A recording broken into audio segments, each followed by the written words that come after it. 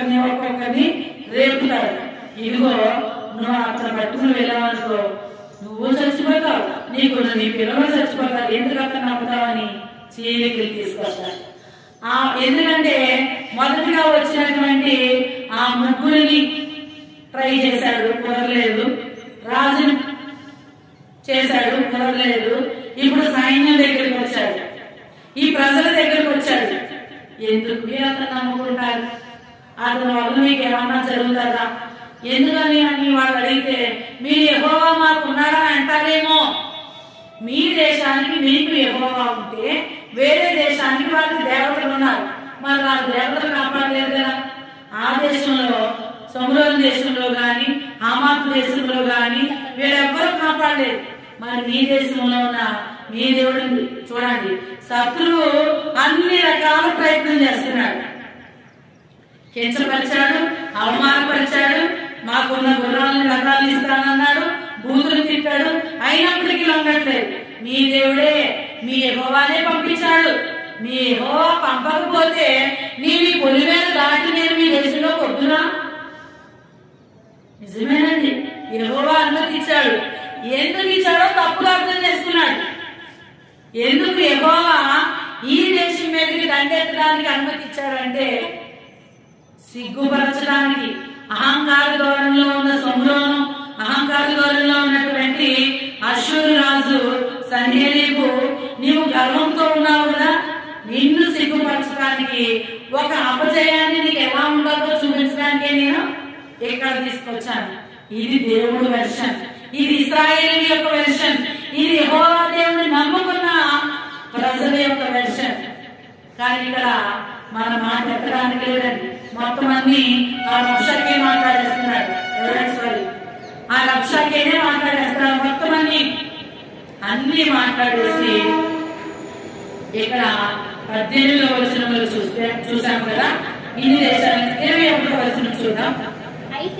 అయితే అతనికి ప్రత్యుత్తరం ఇయ్యవద్దని రాజు సెలవిచ్చి ఉండుట చేత వారెంత మాత్రమును ఉత్తరమీయక ఊరకునిది. ఓ సన్హెరీబు, నువ్వెన్నో మాట్లాడుతున్నావు, సారీ అంతే కదా, ఓ రబ్షాకేను నువ్వెన్నో మాట్లాడుతున్నావు, మేము ఎందుకు సమాధానం ఇవ్వట్లేదో తెలుసా? మా రాజు మాకు ఒక మాట చెప్పాడు. అక్కడ రబ్షాకే ఎన్ని మాట్లాడినా, ఎంత రెచ్చగొట్టినా, ఎన్ని బూతులు తిట్టినా, ఏ విధంగా చివరికి దేవుడని యెహోవాను కూడా దూషించిన మీరేమి ప్రత్యుత్తరం ఇవ్వద్దు. ఎందుకో తెలుసా? మన పక్షంగా నిలవబడ్డవాడు మన దేవుడైన యెహోవా. యుద్ధము మనది కాదు, ఈ యుద్ధం ఎవరిది? యెహోవాదే. ఒకవేళ ప్రత్యుత్తరం ఇయ్యాల్సి వస్తే ఎవరిస్తారండి? యెహోవా ఇస్తాడు. యుద్ధానికి సామర్థ్యాన్ని సమకూర్చుకోవాలంటే యెహోవా సమకూర్చుకుంటాడు. మనకేం పని? మీరే మాత్రము ప్రత్యుత్తరం ఇయ్యొద్దని. అదే అంటున్నారు. మేము ఎందుకంత మౌనంగా ఉన్నామో తెలుసా? మా రాజు మమ్మల్ని ఏమి మాట్లాడొద్దన్నాడు. నిజంగా ఇటువంటి శ్రమ మన కుటుంబాల్లో వస్తే మన ఇంట్లో వాళ్ళని పిలిచి శత్రువులు వచ్చి ఎన్ని తిట్టినా మీరేం మాట్లాడకండి నాన్న అంటే ఊరుకుంటామా? చీము నెత్తులు కలిగిన వాళ్ళు కదా, ఎలా ఊరుకుంటాము? ఎన్ని మాట్లాడినాడు, మీ మనకు మీరే తింటారు, మీ మూత్రం మీరే తాగుతారు, దేవుడు అనుమతి లేకుండానే నేను ఇక్కడికి వచ్చానా, అనేక రకాలుగా మాట్లాడిన శత్రువు రెచ్చగొట్టాలని చూస్తా ఉంటాడు. కొన్ని సందర్భాలు రెచ్చగొడితే రెచ్చిపోతారు, రెచ్చిపోకూడదు. రెచ్చిపోతే చచ్చిపోతారు. హల్లెలూయా. రెచ్చిపోతే చచ్చిపోతారు. మనము సావకుందుము గాక. మన దేవుడైన యెహోవా మన పక్షముగా శత్రువుల మీదకి ఖడ్గము ఎక్కును గాక. అప్పుడు వారికి మనం మౌనంగా ముందుకు గాక. మనం తిట్టేసి మనం అనేసి నా దేవుడే నా పక్షంగా ఉన్నాడంటే ఇదేమన్నా సబబా? ఎన్ని మాట్లాడినా కూడా వీరు మౌనంగానే ఉన్నారు. దేవునికి మహిమ కలుగును గాక. ఇన్ని మాటలు విన్నారు. ఇవన్నీ హిజ్కియా ఏం చేశాడండి? తిట్టినవి, కొట్టినవి, మాట్లాడినవి అన్ని తీసుకుని తన ఖాతాలో యేసుని ఏం చేశారో తెలుసండి, ఉపవాస ప్రార్థనను ప్రతిష్ఠించాడు. హల్లెలూయా. 37వ అధ్యాయము 1వ వచనం. ఇవన్నీ విని ఏం చేశారో చూడండి. హిజ్కియా విని తన బట్టలు చింపుకొని గోనె పట్ట కట్టుకుని యెహోవా మందిరమునకు పోయి గృహ నిర్వాహకుడగు ఎల్యాకీమును శాస్త్రియగు షెబ్నాను యాజకులలో పెద్దలను ఆమోజు కుమారుడును ప్రవక్తయునైన యెషయా యొద్దకు పంపెను. ఏడ్చాడు. ఏంటి ప్రభువా ఇంత కష్టము, ఏ విధంగా నేను భరించాలని తన యొక్క ఏం చేశాడండి, బట్టలు చింపుకున్నాడు. అంటే తన హృదయాన్ని దేవుని యొక్క చింపుకుని తన దగ్గర ఉన్నటువంటి ఆ ముగ్గురు వ్యక్తుల్ని ప్రవక్త అయినటువంటి యెషయా దగ్గరికి పంపించాడు. దేవుడు ఏమి చెప్పబోతున్నాడో ఆ విధంగా మనం చేద్దాము. దేవుడు ఏ విధంగా మీరు ముందుకు వెళ్ళమంటాడో దేవుడు చిత్త ప్రకారంగా మనము ముందుకు వెళ్దాం అని ఈ ముగ్గురు వ్యక్తుల్ని యెషయా యొద్దకు పంపించారు. దేవునికి స్తోత్రం కలుగును గాక. పంపించిన తర్వాత 3వ వచనంలో చూడండి, 3-4. మీరు గోనెపట్ట కట్టుకుని వారే అతని యొద్దకు వచ్చి అతనితో ఇట్లనిది, హిజ్కియా సెలవిచ్చినదేమనగా, ఈ దినము శ్రమయు శిక్షయు దూషణము గల దినము. పిల్లలు పుట్టవచ్చిరి గాని కనుటకు శక్తి చాలదు.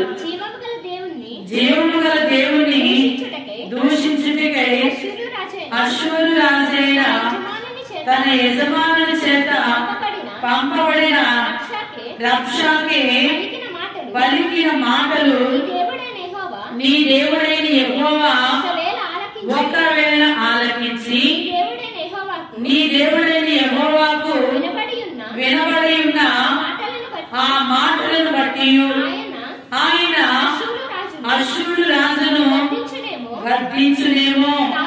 కాబట్టి నిలిచిన శేషము కొరకు నీవు హెచ్చుగా ప్రార్థన చేయి.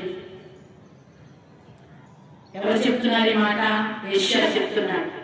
వీరి మాటలన్నీ తీసుకెళ్లి ఈ మాటలన్నీ విన్నారేమో, ఈ దూషణలు, ఈ భయంకరమైన మాటలు యెహోవా విన్నాడేమో. ఇవన్నీ చూస్తే గనక మరి ఇవన్నిటి కొరకు హెచ్చుగా, శేషము కొరకు హెచ్చుగా ఏం చేయాలంటండి? ప్రార్థన చేయాలి. దేవునికి స్తోత్రం కలుగును గాక. మరి ఉపవాస ప్రార్థన హిజ్కియా ప్రతిష్ఠించాడు. హల్లెలూయా. శ్రమ అధికమైపోయింది. ఎటు చూసినా శ్రమే. ఎవరు వచ్చినా ప్రతి ఒక్కరూ వ్యతిరేకులైపోయారు. శ్రమ అధికమైపోయింది. ఏ విధంగా తట్టుకోగలుగుతానయ్యా నేను?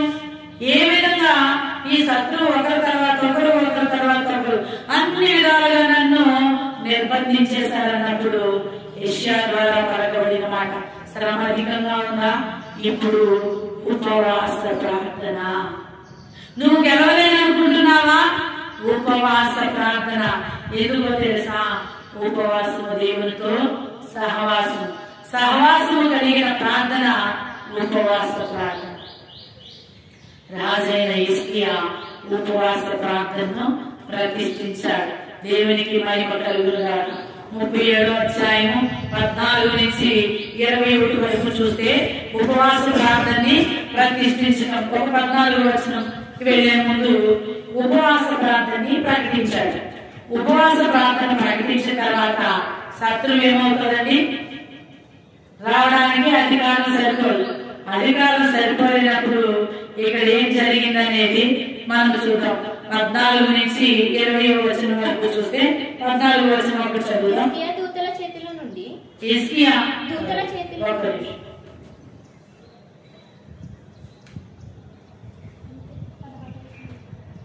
16వ వచనం.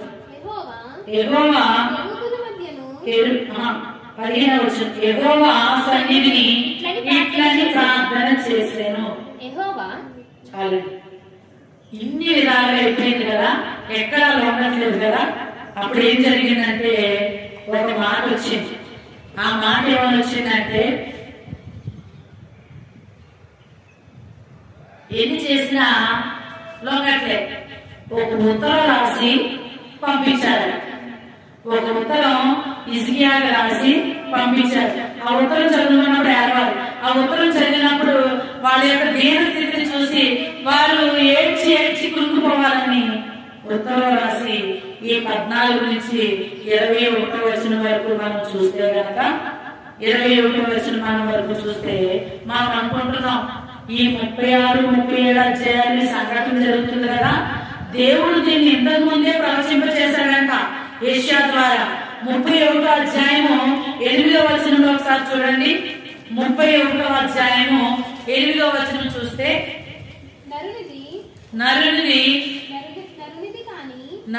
నరునిది కానిది ఖడ్గము వలన అశ్షూరీయులు ఊలుదురు, మనుషుని కానిది కత్తి పాలగుదురు, ఖడ్గం మొదట నుండి వారిపారు. అంటే ఇక్కడ యుద్ధం చేసేది మనుషులు కాదు కదా, దేవుడు అదే అంటున్నాడు.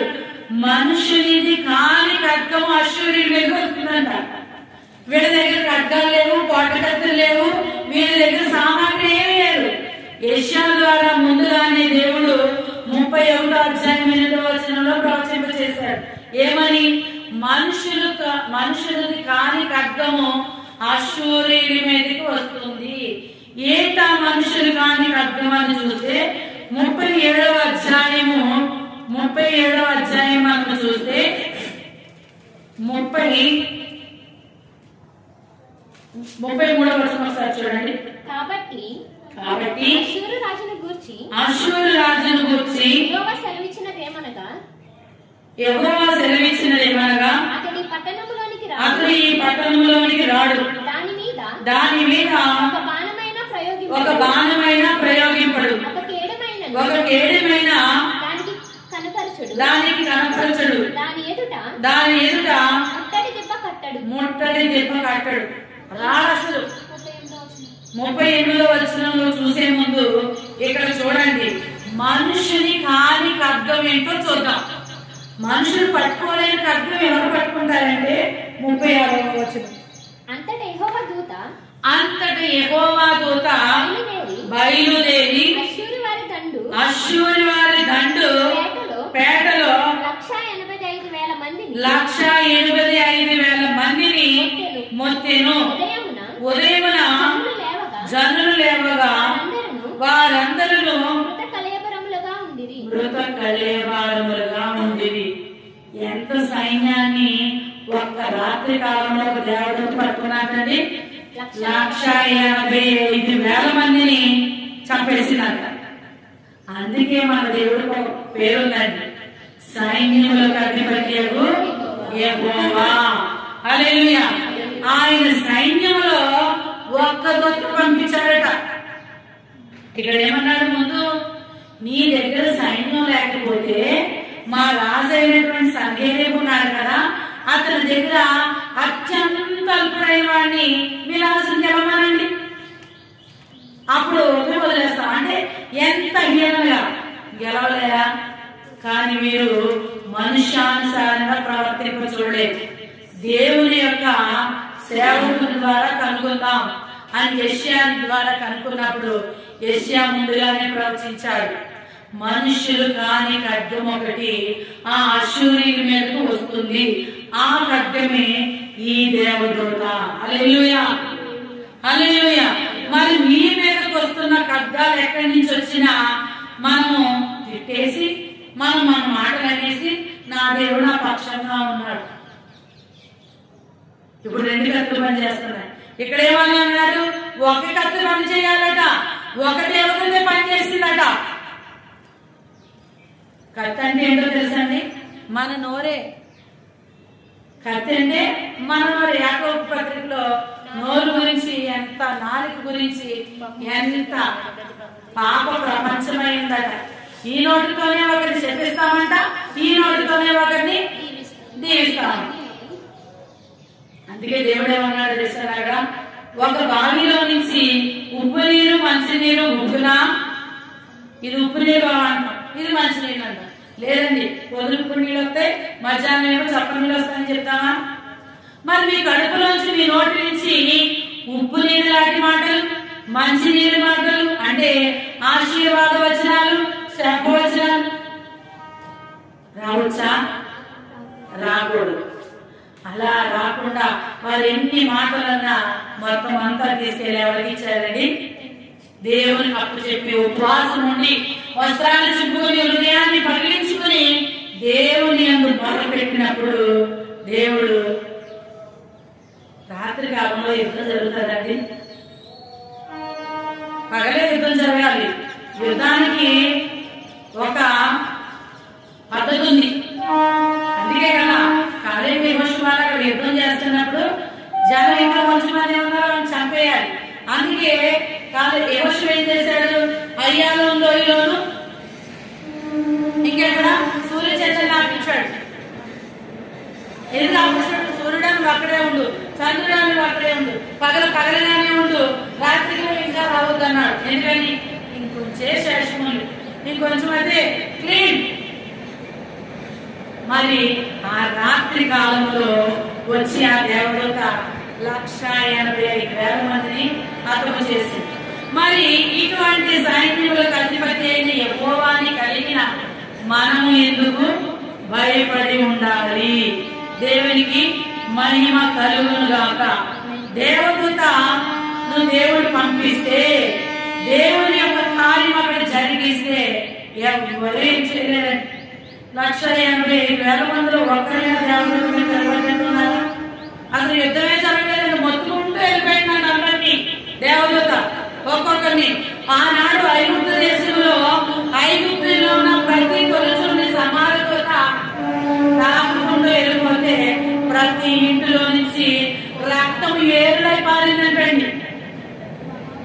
మరి ఎవరు తాకలేదంట? ఆధారము.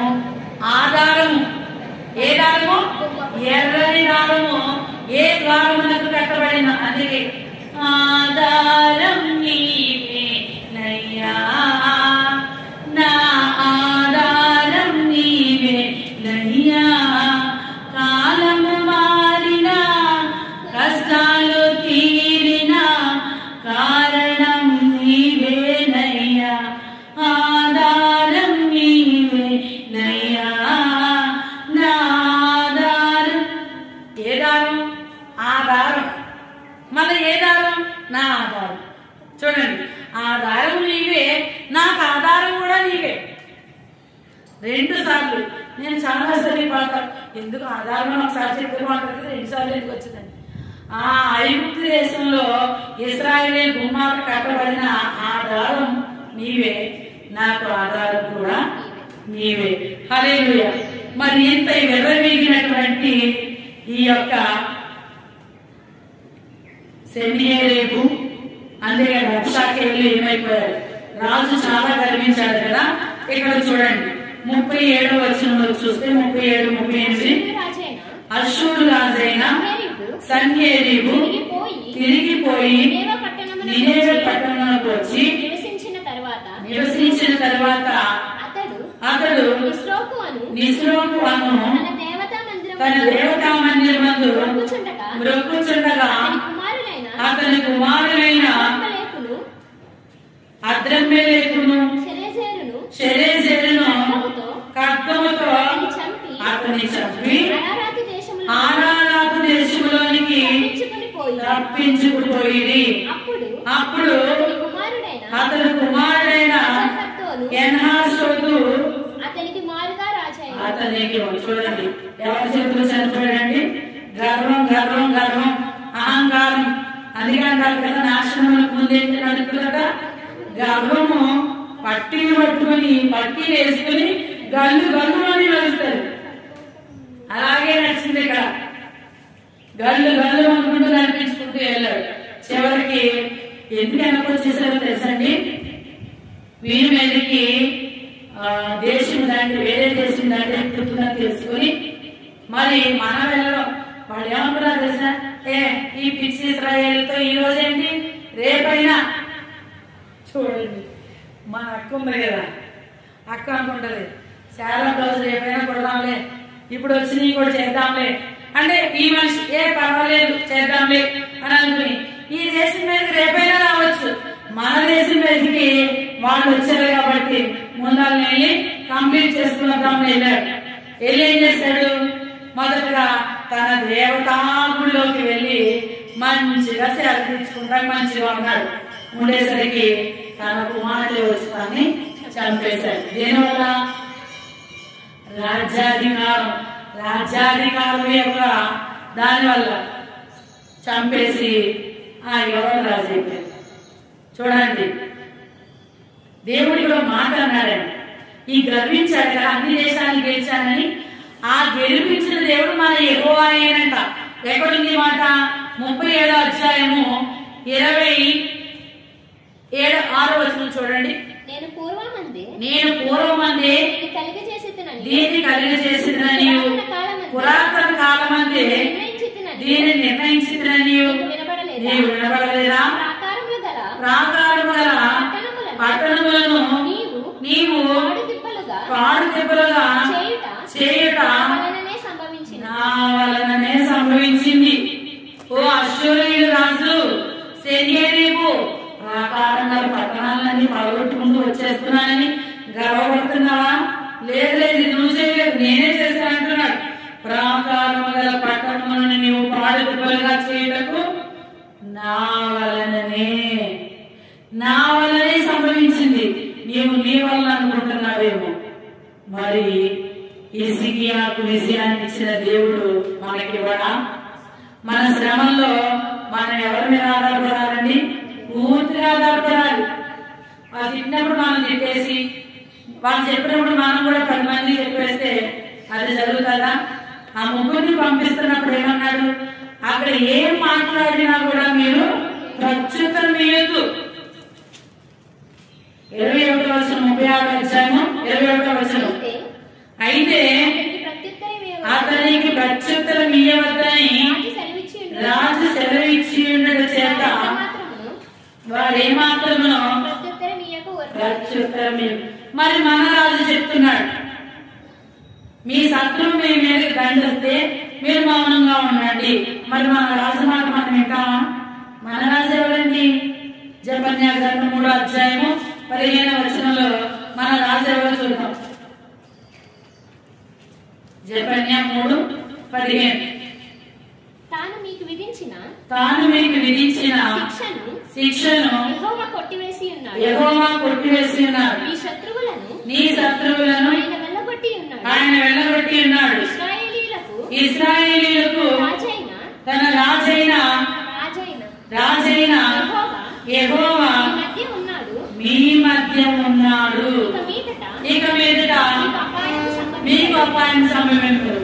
ఇశ్రాయేలీయులకు రాజు ఎవరండి? మనకి రాజు ఎవరు? యెహోవాయే. మనమైతే ఎవరు బట్టి అనుసరిస్తాము? మన దేవుడైనటువంటి యెహోవాను బట్టి. మరి గుర్రాలను బట్టి రథాలను బట్టి అతిశయించిన సిసెరా చచ్చిపోయాడు. ఇక్కడ గుర్రాలను బట్టి తనకున్న సామర్థ్యాన్ని బట్టి అతిశయించిన సన్హెరీబు చచ్చిపోయాడు. సన్హెరీబు చచ్చిపోయిన తర్వాత సైన్యాధ్యక్షుడికి ఏమీ లేదు, రక్షకే చాలా. 100 మంది చూడండి, గొడవలు బాగానే ఉంటారండి, గొడవ కలిగిన వాళ్ళు బాగానే ఉంటారు. పక్కన ఉన్నవాడు చూడండి, పక్కన ఉన్నవాడు ఎందుకు 4 మాటలంటే నువ్వు 2 అన్నారు కదా. గొడవ అయిన వాళ్ళు బాగానే ఉంటారు, ఈ వెనకాల ఉన్నవాడు. దేవుడు అటువంటి ప్రదేశాల్లో మిమ్మల్ని ఉంచకుండాను గాక. ఒకవేళ అక్కడ గొడవ జరిగితే మీరు ఆపేవారిగా ముందులు గాక. ఉండకపోతే దేవుడు దేవదత్తులు పంపించి మొత్తుతాడు. దేవుడికి వాళ్ళు వీళ్ళని భేదం లేదండి. అదే మాట ఇక్కడ, ప్రాకారంగా పట్టణాలని నీకు స్వాధీనపరిచింది ఎవరన్నాడు? దేవుడే. అశ్షూరీయుల రాజు పక్షాన్ని కూడా నిలబడ్డాడు. అశ్షూరీయుల రాజు ఎవరు? దేవుని బిడ్డే కదా, దేవుడు కలగజేసిన బిడ్డే కదా. మరి వాళ్ళకి తోడుగా ఉన్నాడు, ఇక్కడ వీళ్ళకి తోడుగా ఉన్నాడు. శత్రువు ఎవరైనా కూడా దేవుడు ఎవరికైనా న్యాయాధిపతి ఆయన కోర్టులోకి వెళ్ళే వరకు మనం ఆగాలి. మనం అంతకుముందే ఎగిరెగిరి గంతులు వేస్తాం. మన రాజు మన మధ్యలో ఉన్నాడు. యుద్ధం ఎవరిదండి?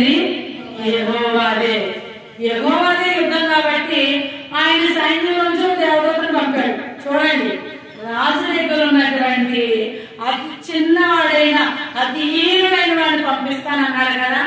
ఆ మాట ఎవరికి వెళ్ళిందండి? యెహోవా దేవుని దగ్గరికి వెళ్ళింది. అరే నువ్వు పంపిస్తావా? లేదు లేదు, నేను ఒక నా దేవదూతను పంపిస్తాను కానీ దేవదూత వచ్చింది. ఆ రాత్రి 1,85,000 మంది. నీ శత్రువులు అంతమంది ఉన్నారా? అబ్బాయి లేదండి, మా లెక్కెత్తి 7,000 కూడా ఉండరు. మరి దేవదూతల్ని దేవుడు నీకు కావలిగా ఇచ్చాడు. పొందుకుంటే నీవు ధన్యుడివి, నీవు ధన్యురాలివి. పొందుకోకపోతే అన్యుడివి. అన్యుడికి దేవదూతలు లేరండి, దేవుని బిడ్డలకే. మనకు పరిచర్య చేయుట కొరకే దేవదూతలు మనకుండగా ఆనందయాత్ర ఇది ఆత్మీయ యాత్ర.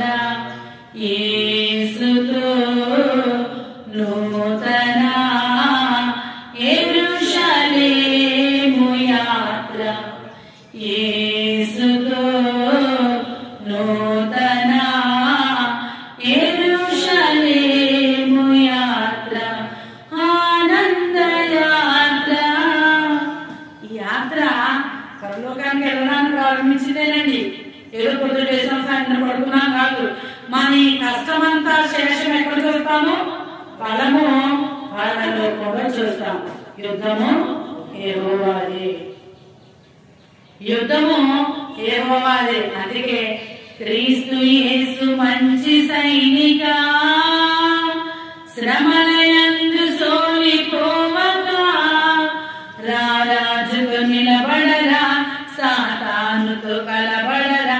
భయము లేదు, జయము నీది, ముందు కడుగువే. ఆనందాపురము సాగరా, ఆనందాపురము సాగరా. మనం వెళ్ళే ప్రయాణం ఆనందపురం కాబట్టి భయపడకుండా ఆయన సైనికుల వలె ఆయన చేతికి యుద్ధాన్ని అప్పగించి ఈ దినము మొదలుకొని యుద్ధము నాది కాదు. ఒక్క మాట చెప్పేసి మనము ముగించుకున్నాం. యుద్ధము మనదే కాదు కదా. యోవేలు గ్రంథము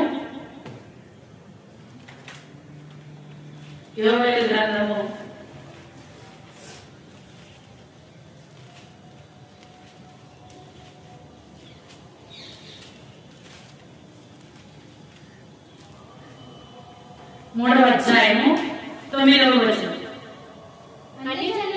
అన్యజనులకు ఈ సమాచారము ప్రకటన చేయుడి, యుద్ధము ప్రతిష్ఠించుడి, బలాఢ్యులను లేపుడి, యోధులందరూ సిద్ధపడి రావలెను. మీ కర్రలు చెరగొట్టి ఖడ్గములు చేయుడి, మీ కోట కత్తులను చెరగొట్టి ఈకలు చేయుడి. బలహీనుడు నేను బలాఢ్యుడును ఆనుకొనవలెను. హల్లెలూయా. ఏం చేయాలంటే మనలో కొన్ని మార్పులు చేసుకోవాలి. ప్రార్థన సరిపడట్లేదా? ఉపవాస ప్రార్థనగా మార్చండి. ప్రార్థన సరిపడట్లేదా? మోకాళ్ళ ప్రార్థనగా మార్చండి. బలహీనుడుగా ఉన్నావా? నీవు బలం తెచ్చుకో. బలహీనుడు ఎవరు కావాలండి? నేను బలాఢ్యుని అనుకుంటేనే యుద్ధం చేయగలుగుతాడు. కాబట్టి మనల్ని మనం ప్రభు పక్కన చెప్పుకుని ఈ యుద్ధంలో ఆయన ముందుకు సాగుతుగాక. దేవునామానికి మహిమ కలుగుతుగాక. మరి హిజ్కియాకి ఇచ్చిన విజయము దేవుడు నీకు నాకు ఇవ్వాలని చూస్తున్నాడు. అంతేకాకుండా సన్హారేపు ఇచ్చినటువంటి ఆ యొక్క దుర్మార్గమైనటువంటి ఆ దుస్థికరమైనటువంటి స్థితి మన కుటుంబాల్లో ఎవరికి రాకుండును గాక.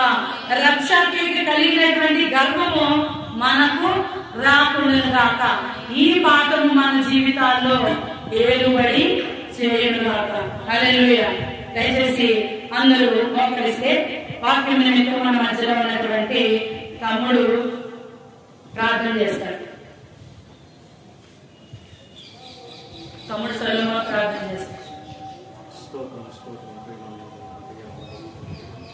కానీ